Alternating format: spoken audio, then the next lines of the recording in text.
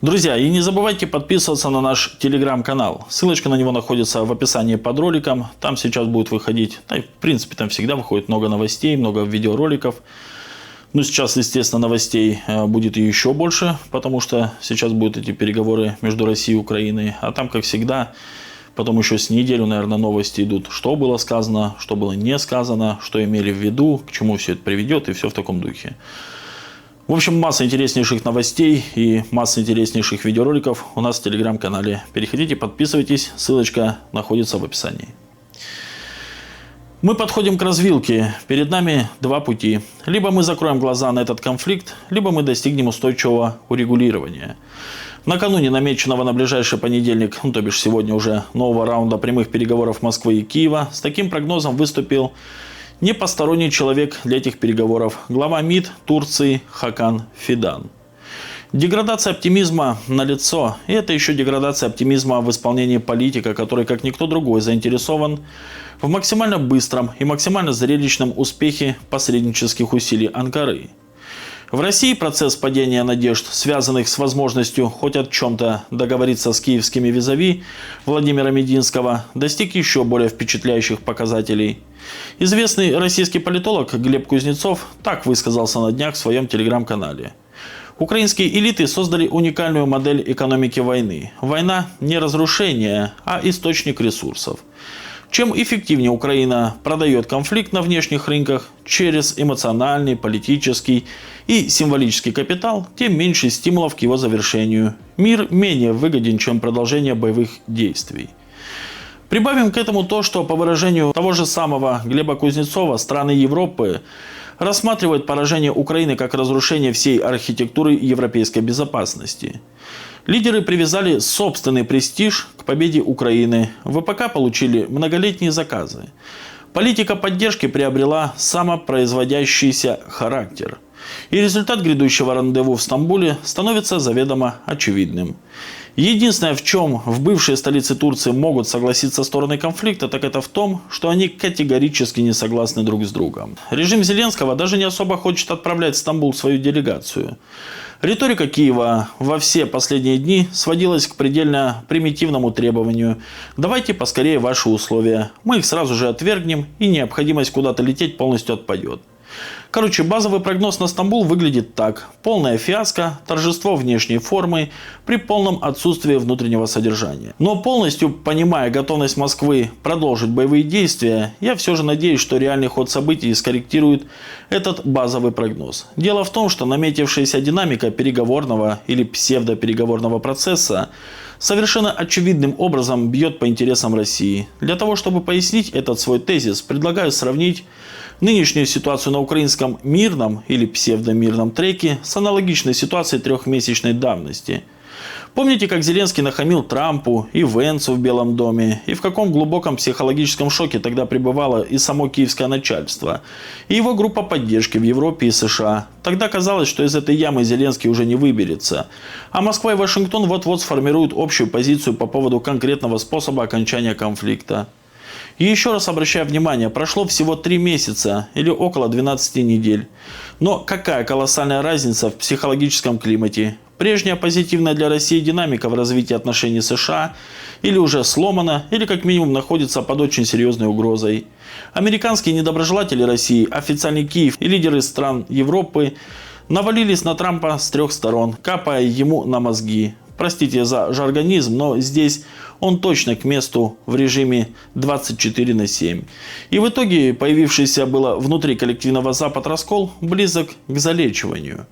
Сам Трамп по инерции еще сопротивляется. Президент США по-прежнему хочет заключить сделку с Путиным и по-прежнему недолюбливает Зеленского. Но у американских сторонников налаживания конструктивных отношений с Москвой, похоже, заканчиваются аргументы и заканчиваются идеи. Где, например, Стив Уитков, который еще совсем недавно регулярно появлялся в 2 российских столицах для задушевных разговоров с Владимиром Путиным. В основном на Ближнем Востоке мирит палестинцев с Израилем. Добиться успеха в этой сфере, которая традиционно считается кладбищем дипломатических амбиций, оказалось проще, чем на Неве российско-украинского урегулирования. Конечно, переоценивать значение и возможности дипломатии – это не дело. Исход конфликта на Украине будет в конечном итоге определен соотношением сил и военной победой. Однако ставить крест на дипломатии я бы тоже не стал.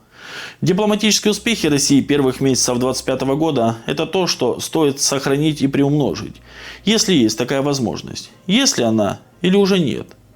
Единственный возможный честный ответ – понятия не имею. Вся полнота информации имеется только у Владимира Путина и узкого круга его доверенных лиц. Но вот что очевидно даже для далеких от верхушки пирамиды российской власти внешних наблюдателей. Сложившаяся ситуация требует от Кремля нестандартных ходов и неожиданных решений. Надеюсь, что они последуют. И еще одна интересная новость. Поражение России для Европы – смерть. Но до Брюсселя не доходит. Там думать разучились. Правительство Чехии утвердило новую концепцию внешней политики, в которой признает необходимость поражения России в конфликте с Украиной. Соответствующий документ опубликован на официальном сайте Чешского министерства иностранных дел. В наших жизненных интересах, чтобы Россия не добилась успеха на Украине и чтобы ее можно было эффективно удержать от планов любой дальнейшей агрессии в Европе, заявил глава ведомства Ян Липовский, комментируя новую концепцию. Он также обвинил Москву в манипуляции информацией и введении деятельности, подрывающей доверие к институтам демократии. Да-да, знаем мы эту вашу европейскую и западную демократию.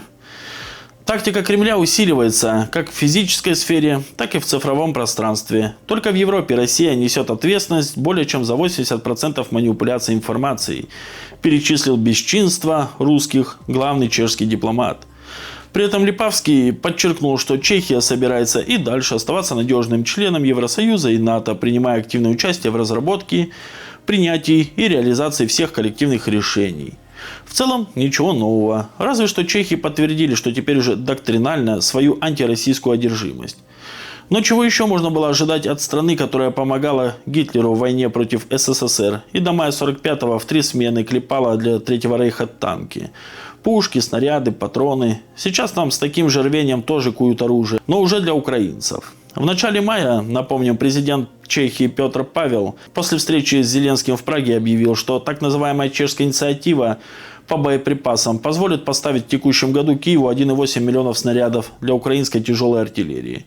Ну а что еще эти крестоносцы европейской демократии могут дать Зеленскому, называющему себя президентом Украины, если главная их цель – уничтожить Россию? И не только чехи, весь Запад об этом мечтает. На днях, например, пан Косиняк-Камыш, глава польской обороны, прямо так и сказал: «Россия – враг». Сказал впервые, до этого старался таких слов избегать, но ВМФ России, оказывается, начал учения в Балтийском море, и министр не сдержался. При этом, как заметил телеграм-канал «Варшавская русалка», его, конечно, не интересует, что в регионе творит НАТО, хотя там каждый маневр отрабатывает либо нападение на Российскую Федерацию, либо отражение ее атаки. К проблеме обстрелов боевиками ВСУ мирных российских городов у Запада такой же подход.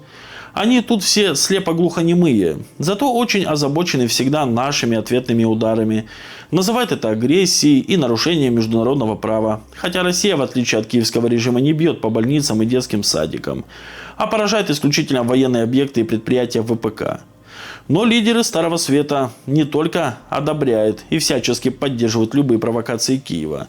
Они и сами делают все, чтобы развязать Третью мировую. Германия, Франция, Британия, примкнувшие к ним прибалтийские тигры, просто из кожи вон лезут. Так им хочется нанести России стратегическое поражение. Политика Брюсселя и ход военного строительства в Европе свидетельствуют о том, что Евросоюз ведет подготовку к военному столкновению. Отметил недавно заместитель министра иностранных дел Российской Федерации Александр Грушко.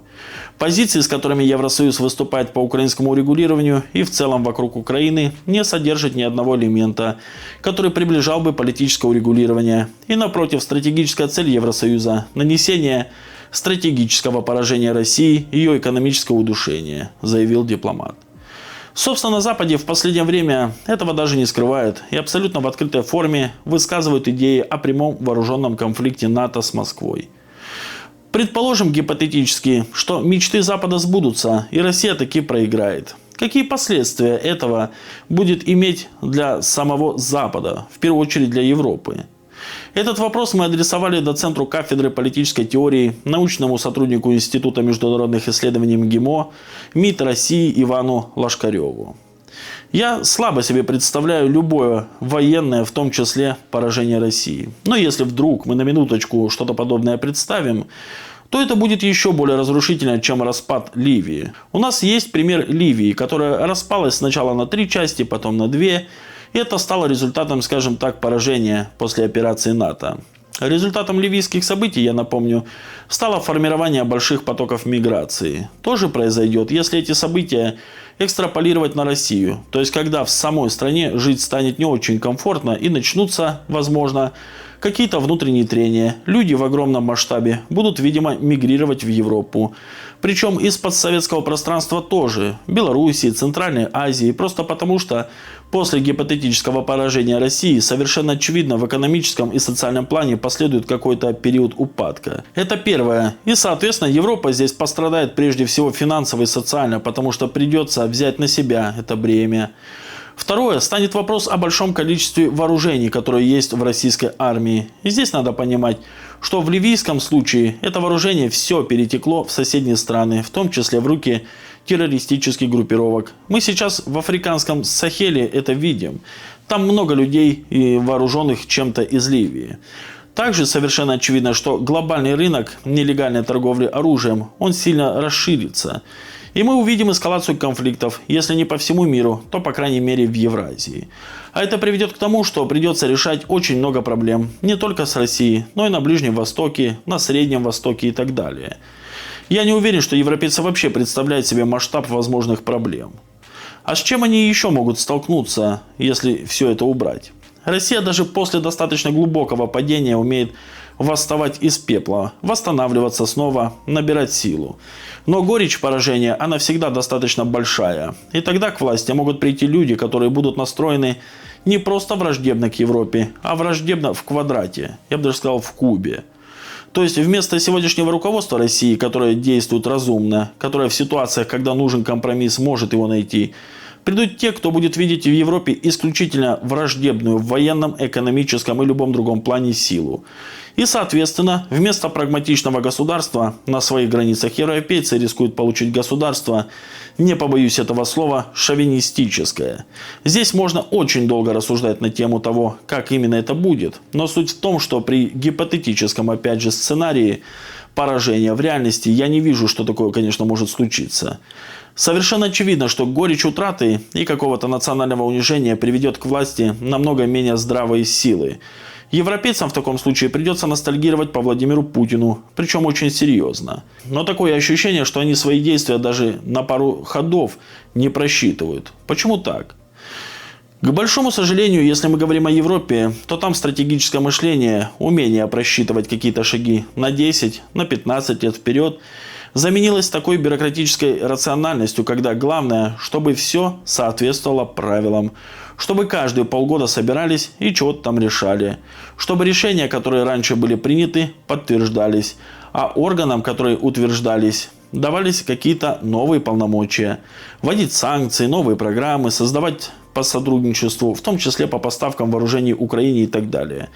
Для этого в институтах Евросоюза они создают себе должности, получают зарплаты, выделяют ресурсы.